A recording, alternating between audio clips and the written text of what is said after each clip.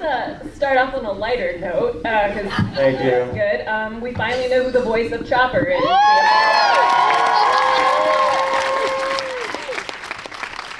What made you decide it was time to give that secret away? Show's over. So it was kind of then or never. I'll have you know, though, at a celebration, a little tiny child, as usual, asked me Eliza! who played Chopper. Eliza Peralta! I absolutely told her the truth, and she never said anything. I think probably because it was disappointing. She was like, you know, it's kind of like a Santa Claus thing, like, oh, really? Huh. No, it's not real, Tia. Don't look at me like that. You understand. Never mind. Did you hire her? Huh? Did you hire her? Who? The little girl? No. Did she kept the secret? No, she just did. Oh. Kids are smart that way. They make promises and they keep it. You know, that's why they get Star Wars. They understand it. So there was a lot of emotion in those episodes, but to say the least. But Vanessa, what surprised you most about that ending? Oh, baby. Yeah, you guys had always asked, you know, about that relationship. I think it was pretty serious. I think that's safely confirmed now. Yes, now we have evidence, and I had no idea. Thank you. Surprise, the baby shower will be next week. And Tia, so you had the coda. What was it like to keep that? Or did you record different versions? No, yeah. First of all, I was shocked that Dave Filoni entrusted me with that information. Yeah, I mean, we were all like, Tia, really? Are you sure? So thank you for giving me a shot. And I did not tell a soul, which was very difficult, especially because Taylor was like, okay, but you're going to tell me, right? And I was like, no, actually, I can't. Because I felt, well, obviously I knew I couldn't, but I was like, when you see it, it's going to like blow your mind. So yes, it was very difficult, especially because right after we recorded our last episode all together, and then I stayed behind and recorded that, like sobbing. When I read that part, I was like, and then we all had a really nice dinner, like a big wrap party dinner directly after that, and I was like, I know things that I can't share for a year, or maybe not a year, but a very long time. So it's been tough, but I'm so happy that the weight is off your shoulders.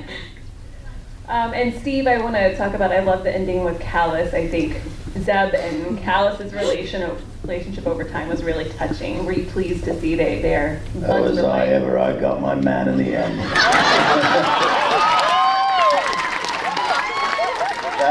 That was the greatest gift you've ever given me. Thank you so much. We get our own show now, right? Callus and Zeb Adventures, I would 100% do that. And Taylor, this has been Ezra's story all along, and saving Lothal. How, as you recorded the last season, how did you, come to grips or deal with his development and how he grew?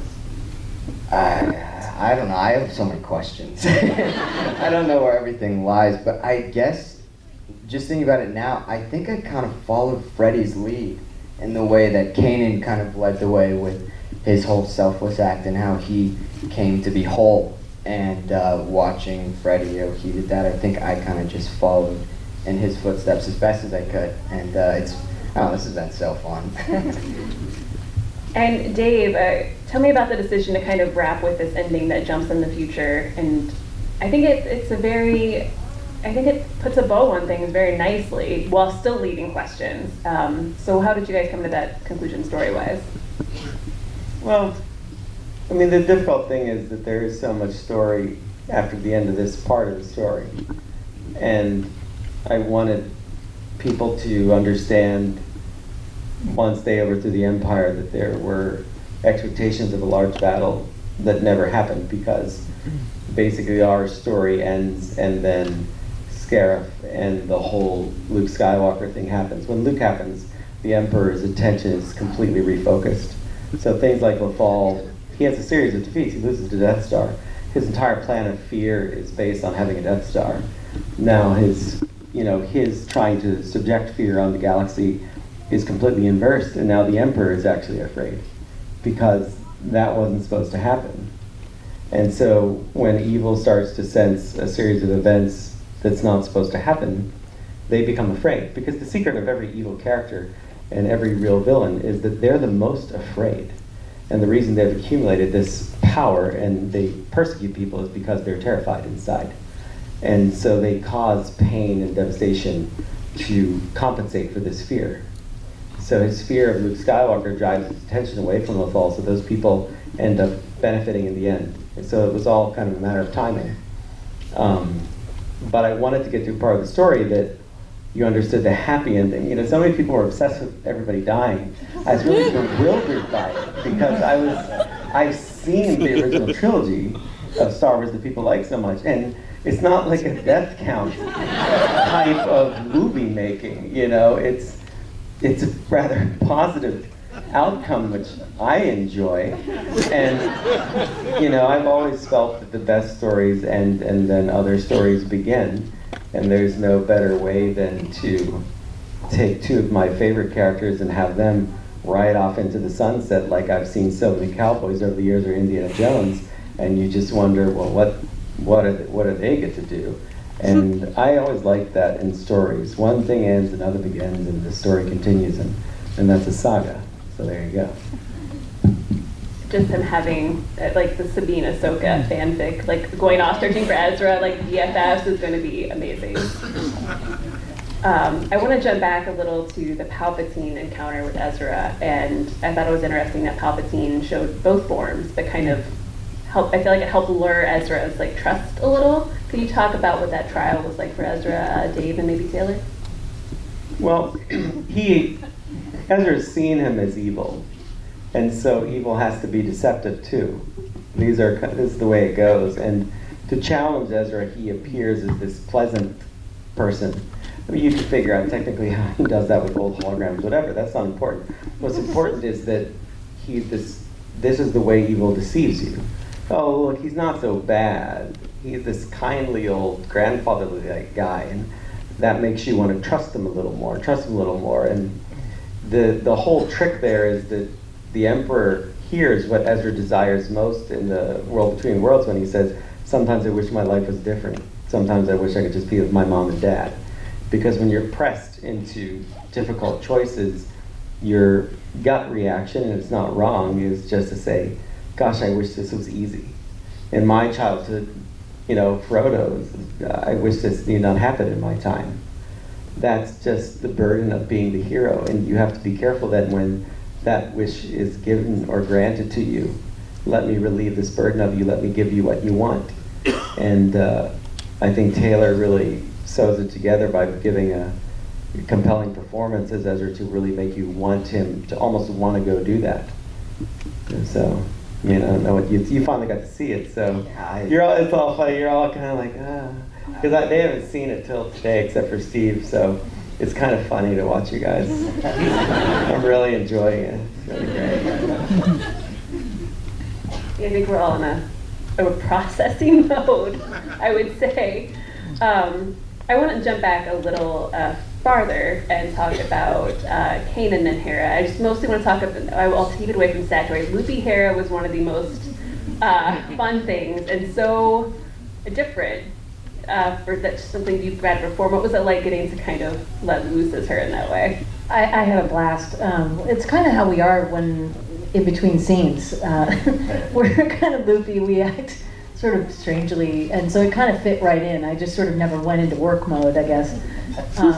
And it's always fun to play with Freddie because he's hilarious. Well, actually, you guys all are. So, but yeah, we try and make each other laugh, and then we get very serious and down to the scenes at hand. So anyway, it was fun to keep playing into the scene. Yeah, hilarious. We had a good time.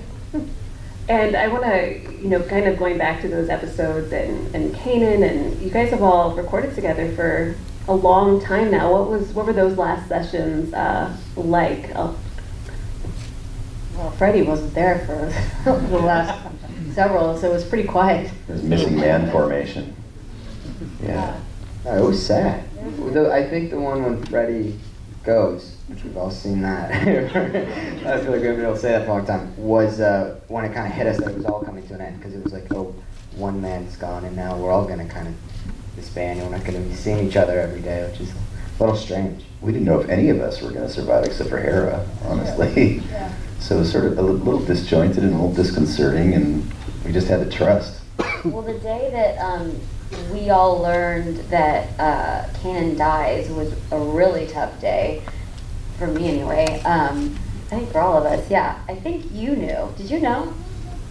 Freddie always said stuff, but I didn't know what to believe when he would say things to me. I was like, sure. But the rest of us had no idea, because you know Dave does this thing where like some people get some part of a script and you think you have the whole script, but you don't, because you're missing an entire last like 10 pages. Those are important, right? No. Yeah, well, especially because when you think you've got all the information, but you don't. So we all thought that we knew how that episode ended, and there was like a secret 10 extra pages when he dies. And Dave showed us, did he not show us at the beginning of that session? At the beginning of the session, he was like, so guys, and he showed it to us, and like fully unable to speak, like sobbing.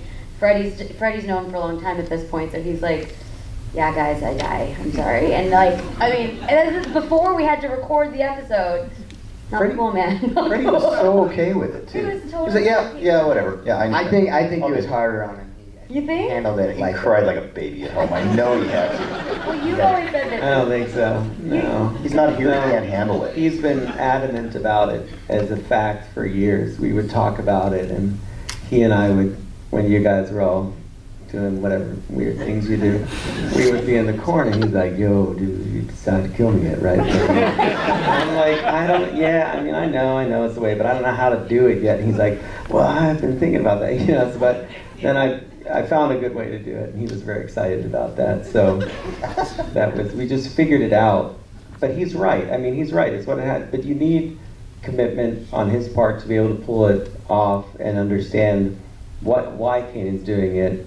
And you guys had to know at the beginning of the session, because I didn't want you to get distracted when you got to it. I didn't think it would be good for us to be shocked at the end of our own record. We weren't shocked. So I wanted you to prepare yourselves, and you guys then fully understood that day what the whole episode was about. And I know you guys will deliver. So, for me, I'll say this, I don't tell you many nice things, but one of the sadder things about finishing a show is not seeing the people as much. You work with people relentlessly for years under a lot of pressure and timelines, and I thoroughly enjoy directing you guys.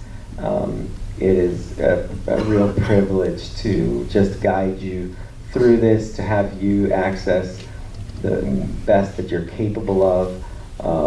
That's all you need as a director. And you guys were fully immersed in this thing, and I think made some really memorable characters. And I'm so proud of you guys. So thank you.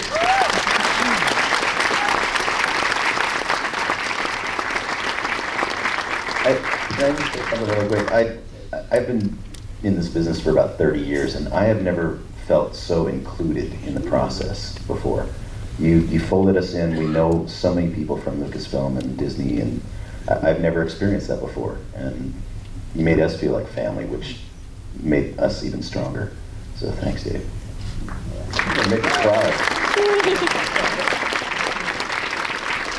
He does, mention like, he keeps some secrets as a kid, for example. But Taylor, I want to know, since this kind of was Ezra's, that led up to a big moment for him, how far ahead of time did you talk with Dave about this season and where Ezra was landing? When I say I'm confused, I'm genuinely confused. I could have sworn you mentioned the Purgle thing to me, but I thought it was how season 3 ended. No. And so then I was like, oh, well, there's Purgle coming. And I was like, oh, I do. I know how this whole thing ends.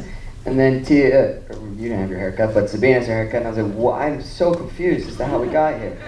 But I knew that it was going to come up to a selfless act because we talked about as we went into season 4 that this was becoming a Jedi, and that was where it was going to lead to. And like I had mentioned, seeing the process that Kanan went through and how that came to an end, I think that was when we started thinking about how Ezra's going to do something similar. He has been led by this guy forever, and now he understands he must do something similar.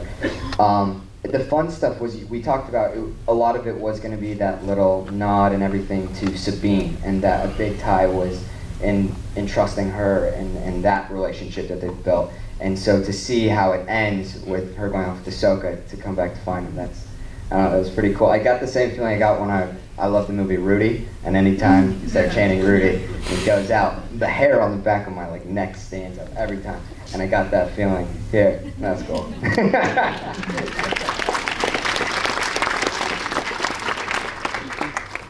One thing I really liked about this season is there's been a lot of aspects of nature with the wolves, and then with the progo. Thank you. So it's much harder to say than space whales. Quite right. And the cats, and for the cast, like Tia and Steve, I'm curious, when you heard about the Loth Wolves and their role, what was your initial reaction to that kind of part of the story coming in? Well, to know Dave Filoni is to know about his love of wolves. He likes wolves? Yeah. Big fan. So I think it was really nice that we can end our story and incorporate the idea of wolves and sort of having a supernatural element to them. And I think when we found out, you showed us a sketch of them, and they looked so cool, and they're a little bit eerie, they're a little bit scary, they're regal, they're all these things. And also we just know, we know each other pretty well at this point. And so I was happy that Dave got some wolves on our show before we ended with a bang. And I mean, that was so awesome to get to watch them in the battle sequence where they're that was awesome. It was amazing. I was just glad that somebody was growling out at the me for a change. Yeah, it was. I love the nature aspect that you guys incorporated into this. I thought it was really cool, and the Purgle too. Amazing, beautiful creatures, and their ability to jump into hyperspace too. Amazing. Just so many incredible elements that I didn't expect to see in this. And the Loth Cats. And all of your posts would follow the white Loth Cat and giving us little clues along the way, and this is just so beautifully orchestrated. I could watch that animation of the Loth Cat that was playing at the beginning for a day, easily. Dave, can you talk about kind of bringing that natural side of the Force in, and why that? Because we haven't, and we've seen obviously a lot of creatures in Star Wars, but I feel this is the first time they've been such a part of the story. So what was to that? It's not a side of the Force.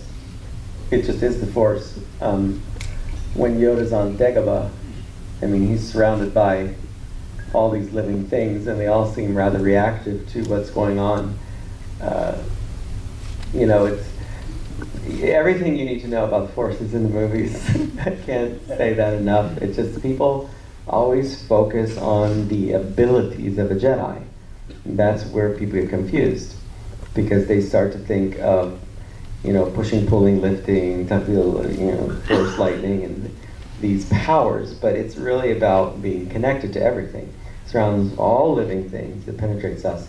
It binds us, brings the galaxy together. So that is the living force that you're speaking of, and the crossovers into the cosmic force, because all matter is forever. So everything exists is made up of the same stuff, so it recycles into cosmic force, living force, cosmic living force. So when you understand that, and the Force is everywhere, you know then that there is always a balance in nature. So the wolves have this duality where they are kind of both dark and light. Our agency to use the Force for ourselves creates evil and the dark side as something to be oppressive and destructive, rather than just the natural process of life and death. And then our commitment to being selfless, giving unto others, generates kindness and happiness and togetherness and bonding, not being afraid of the other, of things outside of ourselves. And that's is the light side of the Force, and then everyone gets along and is happier. And I mean, this is nothing new that I'm doing. It's just, it's really in there. What I did was I brought nature into it more, you know, because I was always interested in the old movies, how nature seems to surprise Luke. He doesn't see the Wampa coming. You know, he doesn't, they get kind of tied up by a lot of things in nature, but, you know, they're of course a part of the Force because they're alive. They can't not be. So that's just the way I saw it, and I thought it was an opportunity. But Anakin, you know, calms the reek in the arena, and some of these abilities are similar. Ezra's connection to the fall and these animals that are from his planet, you know, it's like having a hometown advantage. So he just gets along with them because he's from there, and they know that. But when he's afraid, the wolves certainly aren't nice to him because they're like, you're wasting our time, buddy. And so they have to be both things. So, I don't know if that helps explain it, but it makes sense in my head. So some days I'm really on and I can explain it, and other days I just like to watch their reaction and have Taylor explain it to me later. Please record that. We're gonna turn over to audience questions in a few, so I wanna make sure you guys get all of your questions in and try to get some answers. But I wanna hear from the cast. I'll start with you, Vanessa. Something that you've learned from either Hera or from the show that you'll take with you moving forward. I think what David said earlier, that you know, that if there's something truthful that needs to be said, that we can always do the right thing and say what needs to be said. I think Hera did that quite a bit, and I know we have a lot of hope in the Star Wars saga, but she in particular seemed to embody a ton of it, and I'm going to take that with me, especially in these very trying times. And I think we all need that, and we're all here for one another, and we always will be. Thanks. What about you, Tia? Well, it's hard to follow that up. I was going to say something similar, which is that, you know, getting to be part of this sort of ragtag group of, well, people, but also the characters that we play. You know, playing this character who's so strong and so capable and so unwilling to be vulnerable, you know, was easy for me. No, not the strong and capable, but the unwilling to be vulnerable is what I meant. So that was a little bit of a learning experience for me to, like, you know, I got to go on that journey with Sabine during Trials of the Dark Saber and that period of time in our show.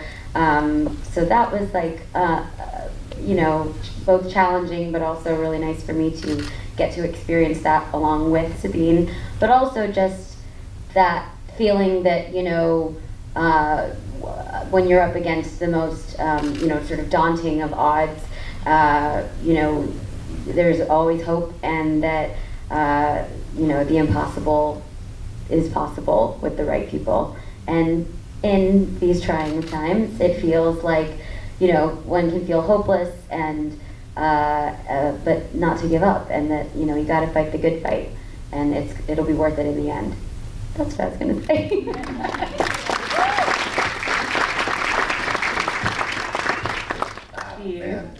Man. Despite Zeb's appearance, he's sort of a nurturer in the end to some degree. He's a brother and he's a father figure. I kind of had that stuff down going in, but the thing that was more difficult for me, just personally, was that ability to charge in, not knowing what's on the other side, and sometimes just not thinking about it, and thinking more about the bigger picture, about the people I'm protecting, and how important my family is to me. So I think Zeb helped me to take more risks in my life. And then conversely, I got to play some dark side guys too. I got to play a lot. They let me play a lot of troopers and bad guys. And my fiance, Mary Elizabeth McGlynn, was Governor Price. So we got to explore that side of it too, and I feel like I had a complete lifetime during the course of recording the show, a complete experience as a person and as a character. So Yeah, pretty cool way to wrap it up.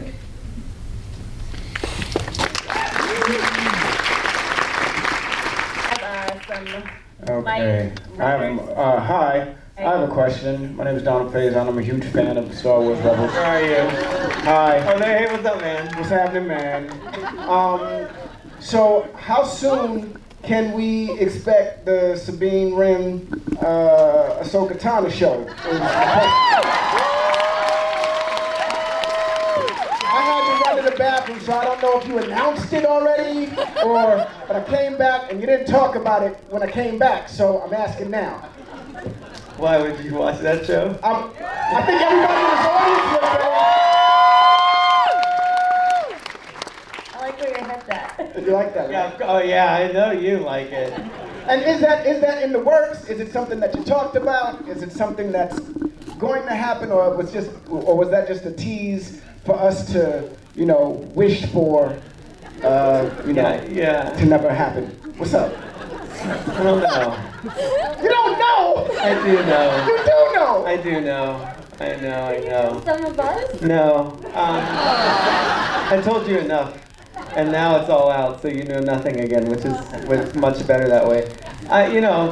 Obviously it's intriguing. It would probably make a good story. Man, that'd be a good idea. So I don't know. I mean, we'll have to see. There's so many stories to tell, Donald. I've been so busy. And I've been busy finishing this story to think of another one while I'm doing that. That would be just not right. So I have to know. I have this crazy thing. I have to know what the story is about before I tell it. I actually have to. You know what it's about. They're looking for Ezra. Yeah. We don't find Ezra, right? No. It's to be more than that. So we'll see. I love it. It's so clear to you. Let's talk later. We'll we'll brainstorm. You and I. You're so excited about it. That's so great. That's so great. Drama. Yeah. Huh? What about Hera and her baby mama? Yeah, who knows? Everyone could just start showing up. It's like we never ended the show. All right, that's good. Well, we'll see. You never know. Time marches on. Okay, get somebody back there. Yeah, right there. David Feloni, Yeah. or Q&A is mine! Oh. Uh-oh. This is frightening. So, for those of you who do not know the age-old story of my questions at these events, everything that I seem to say happens. Oh, is that so, Dave, what's next for you? Since I predicted Thrawn, I'm guessing CEO of Disney. Right. You hire me because you killed Thrawn. I need to fix your canon for you. Right. Maybe a new series or 3 or 4. Very performative. Very interesting. Come on, Dave. The future's always in motion, and I have a mortgage, so it's probably safe to say I'll be doing something.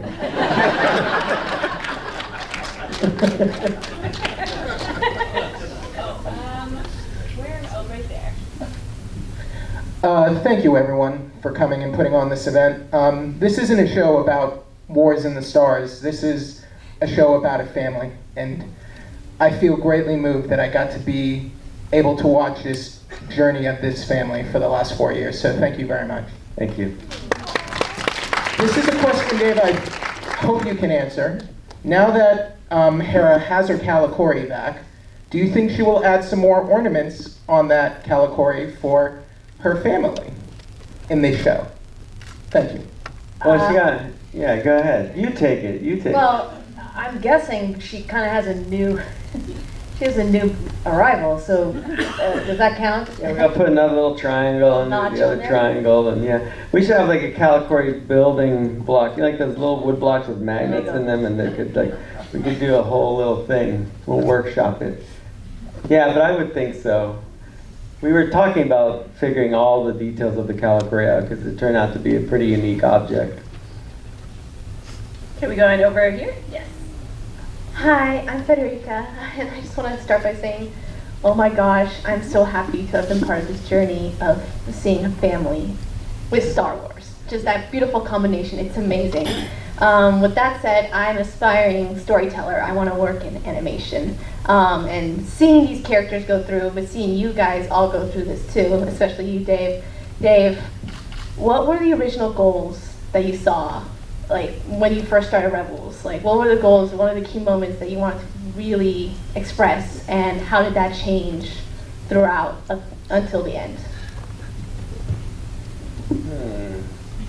Well, I mean, we started with the nucleus of this family, and Simon Kinberg, was really forging this idea. He was very adamant about it's a family show, and I mean, in the beginning it was basically Simon, Carrie Beck, me, and Kiri Hart, and none of us knew each other prior to the show. And I bring that up because it's like storytelling in film is a collaboration.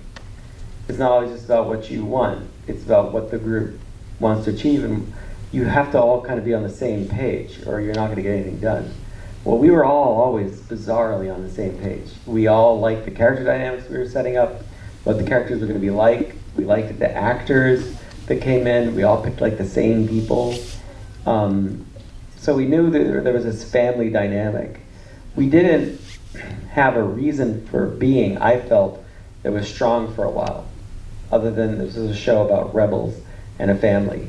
And I think the trickiest part was how to construct Ezra's and Kanan's Jedi path so that it's unique from Luke Skywalker's, but similar.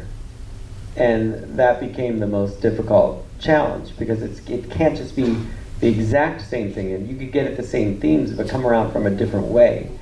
And the thing that gave us a great difference was Kanan, because he does not think he's going to be a good teacher. He does not want to teach. And we hadn't really, like Yoda says he doesn't want to teach Luke, we kind of know he does. He's just testing him. Kanan really isn't interested in doing it. It's really Hera that sees the value in Ezra. And so as we kept working on episodes and as we all got to know each other better, the stories kept getting better and better. And so the goal really in the long run was just how to make a show that, reinstated the values that were in Star Wars always, but do it through this different family dynamic and different group of characters. That became the focus of the story. Thank you so much. Thank you. I think we have over here in the, Thank you so much for making Rebels, because it's been a tradition to our family for always sitting in front of the TV, eating dinner and watching Rebels, and I met Luke Skywalker in my Rebels t-shirt. That's amazing. Thank you.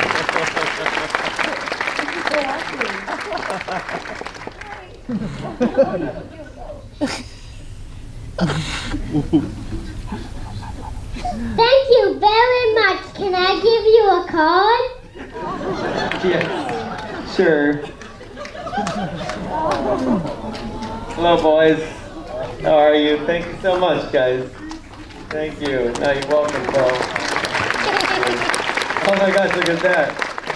That's amazing. Write that down. I'll just take another question over here.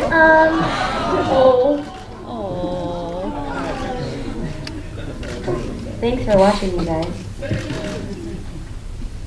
I love all the hairs out, but I'm just wondering, why do you keep changing Sabine's hair each season?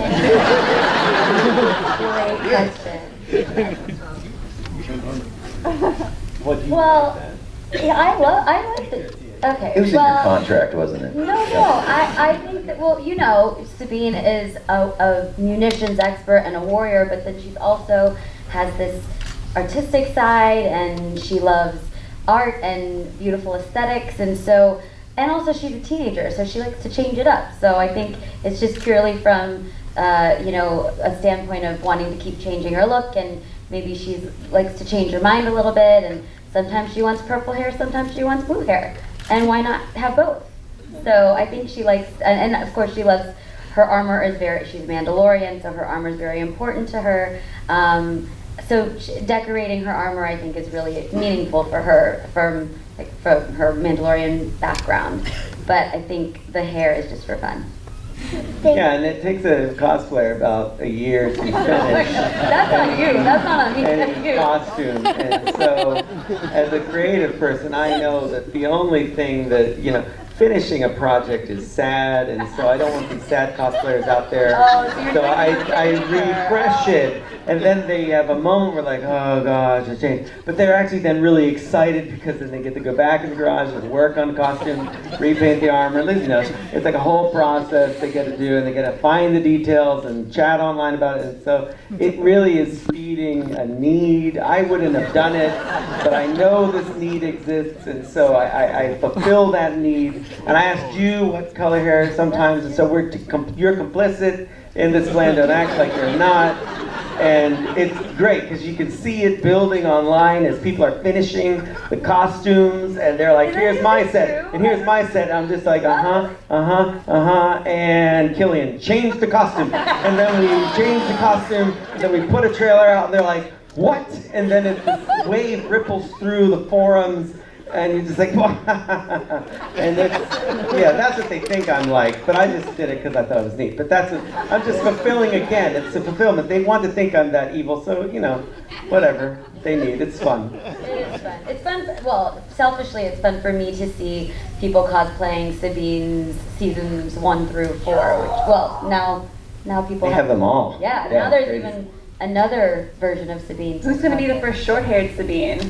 Like, right here. It's a race now, see? Again. Tweet me. See, and look how excited she is, because it changed. I haven't changed it. She just go home, I got the same costume. No, change is good. Okay, we have a question, over there. Hello. So, one of my favorite parts of watching Rebels has been a lot of the nods back to Clone Wars and just Star Wars in general. It's always, it's like watching a master, with this notebook. It's like, okay, I've got this story, I've got this story. And I love that no little detail goes unchecked, even just seeing the mask on there just now was amazing. How much of Rebels was already in your head when you were making Clone Wars, or vice versa? How much of it just really, with Rebels, we're like, man, I really wish I could bring that, but weren't able to. None of this was, when I was in Clone Wars, I was deep into it. I hadn't given a thought to like drawing a stormtrooper or a TIE fighter or any of that stuff. It was the complexity of the Clone War and keeping all of that in your head and how it's orchestrated is a full-time thing. It's unreal, just to understand all the intricacies of it. So I hadn't really given much thought to it. The only thing that I had thought was, what's going to happen to Ahsoka and Rex? So that I gave a tremendous amount of thought. And some of those thoughts then wound up in Rebels. Some versions of confrontations and things. And I always thought Rex would have this beard, so little things made it in. And I think, you have to understand too, in the beginning when we had this big change at Lucasfilm, a bunch of new people came in to work creatively. And so there was like this feeling out process, and I didn't want to be like, well, I want to use all of my characters. Because that doesn't feel right. That's not collaboration, so it was better that we, in the first season, really created a bunch of characters together. And then we started bringing characters in. But I don't think any of us were ready for the excitement when Ahsoka came down that ladder. I mean, that really, to be honest, caught us all by surprise.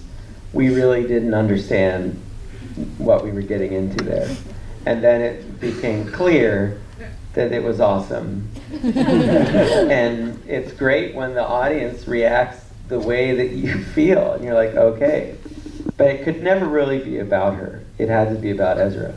So we were careful how we used all the characters that we brought in from Clone Wars. And, because otherwise it's just self-serving.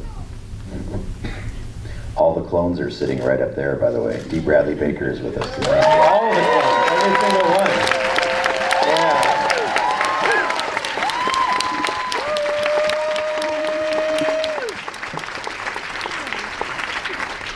Right up. Oh, Kanan's coming back. So, I guess I don't want to do the same thing and thank you guys for giving us everything, even though I do, like, for my family, it's been a pretty crazy journey too, you know what I mean? We were there at the beginning, we're here now, and this is like kind of a big hurrah for us. But I want to thank Tiya and Taylor in particular for like really giving my kids something really cool to grow with, you know what I mean? Like, they latched onto your characters in a way that I don't know if I had that when I was younger. Like, I did, I had Star Wars and I grew with it, but the way that they were able to take a lot of the qualities that you guys helped bring to life, and I know you wrote the show and everything comes together, Vanessa and Steve and Freddie, who's not here, like, there's a lot that you guys put into those characters that I and my family really appreciate, you know? But thanks for the ride, man. Thanks for coming along on the ride, you guys.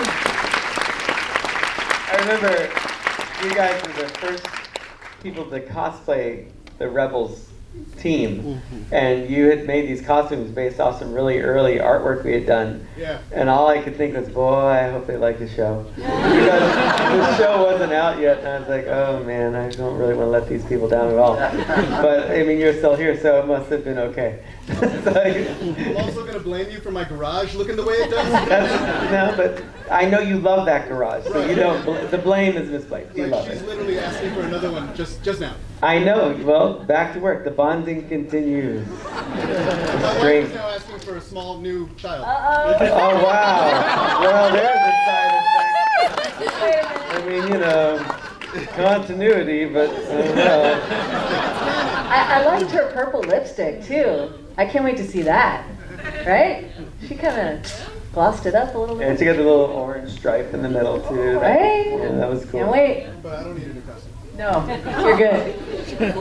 Force Ghost King. I think, over here. It's like, hello there. As you can tell by my headgear here, I have a very specific question for Mr. Filoni. Love everything you've done, all the shows, everything. So what can we expect from the Mandalorians in future Star Wars stories? Because I know me and myself and a few of my club members are very excited. Yeah, but you know going in that there's absolutely no way I can answer that question. Like, you have to know that, and I appreciate the question, but if I was to sit here, I'll regale you a tale of the coming Mandalorians. That would be amazing, but that's not going to happen. I mean, I can't even imagine that happening. So we'll just, we'll see what happens. I'm sure we got one story request from the back now, second story request. I'm taking story requests, I guess, so it's fine, and I will. Opinion noted. I shall take it back to Lucasfilm and we'll see what shall develop. You never know.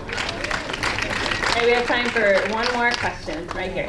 Hi there. I want to be the next one to thank you for years and years of the greatest entertainment, theatrically or on the small screen. It meant so much to a lot of people in here. It brought so many people together. And I know a lot of people in here just because of Star Wars Rebels. So I gotta thank you so much for that. But the question I have is, are there any Easter eggs that we've missed over the last couple of years? Maybe a who jib, another who jib? Look at that. Like, I would have to know all the Easter eggs that you know. So I don't really know which ones you miss. A who jib? No. I mean, I would have to say that there's a lot of things that you can go back. It sounds like creators says, just go back and watch it again. It's like so self-serving, but yeah, probably. And watch it again, and you'll see how things hook up in a different way. But there's never too many crazy Easter eggs. It's just so hard to produce it as it is. I don't get to drop a lot of things just indiscriminately in the background. Everything is so accounted for, so you can see how things hook up, and you can know now, like what Bendu's talking about when he talks to Thrawn.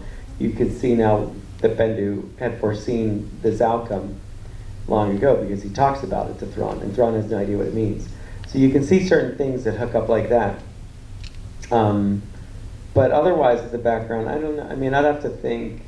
It's so long now, and my mind starts to fade, and I don't remember what is in the show I made, and then I'll watch it later and be surprised. And be like, wow, look at that, you know. So. Well, thank you for all the Kenner references throughout the Yeah, I do like those. Those are fun, and there was some stuff. We did that a lot in Clone Wars, where we did the old original characters. A lot of stuff Killian and I would base designs on, like our Yoda's based on the Kenner Yoda in Star Wars Rebels. We did that to kind of be a little bit more stylized. So there's some choices like that. And there's a lot of, I mean, I think sometimes what's interesting is what doesn't get up there. The episodes get cut down quite a bit just to fit them for time. And so there's a lot of details that you don't necessarily need for the story. Like when Sabine talks to Hayden, it's a significantly longer scene. But I had to cut a lot of it down for time to get to the essence of what they're talking about. And when Taylor and Ashley did their scenes in the Void, I rewrote that scene like 5 times. There were like many different versions of it, and only in the last version did it exist that they actually saw Kanan again. Up until then, there was no voice of Kanan leading them through the Void, and there was no visually seeing him. So you just are constantly figuring out your story and watching it. And I show it to a lot of people up at work, say, what don't you understand? Because you're just trying to get it right. Because, you know, we're not going to have a Q&A on Monday when people watch us at home. So if we don't say it on the screen somehow for you to understand it, then it's not working out. You know, while I'll answer questions like this, as you've noticed, I don't really go online and answer a bunch of questions. So it's just not the way I do. I like when you guys figure things out. Someone said something that really surprised me because I had never thought of it the entire time I did it. But someone, because the crew will tell me a lot of what's going on online. And they said, wow, somebody said that Ahsoka saved Darth Vader. And I had never thought of that scene that way when she plunges the swords into the floor and it drops him actually clear of the explosion, which is true. I had never thought of it that way. So I found that really compelling. It's not what I intended, but I found it interesting. And so maybe that, I don't know that that's necessarily wrong. You know, it's interesting. I don't know if it's right, but it's interesting. So that's just when you're creating, you know, you got to take it all in and come up with the best story you can before you run out of time and money, which in filmmaking is the whole ballgame. By the time you get to what's up on screen, I have to tell you, it's the easiest point to criticize something because it's all done and it's all rendered. And I will bet you 9 times out of 10, when you come out of a theater of anything and go, well, I would have done this, the people that made it go, mm-hmm. We know. But, you know, you fix what you can. On this last arc, I called the most retakes I ever called in Rebels of all 4 seasons. And that's a credit to the production staff, you know, and I have to say that, like, well, we haven't had, you know, a female directing on animation yet, which, you know, it's something that I'd like to remedy. My production staff is predominantly women, and anyone that tries to tell me that's not a creative job is out of their mind. They create in ways that I just can't, and I don't understand. I tell them I have an idea, and both Caroline, who produced, you know, the last 2 seasons, and Athena Portillo, who produced Clone Wars with me, and Rebels, they are wizards. They are geniuses in every sense of the word at how they figure it out to make these impossible visuals happen in the time frame we have. They are so creative. And anybody that's working in the animation field or filmmaking, when you're an artist or an actor, you are wrong not to value your production staff, your producers, because they will make your dream happen. They will make it reality. And so, you know, I cannot understate the importance of all of them to what you witnessed today. They deserve a large amount of credit. So thank you to all of them. Thank you very, very much.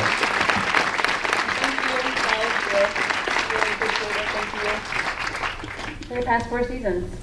Please give them a round of applause.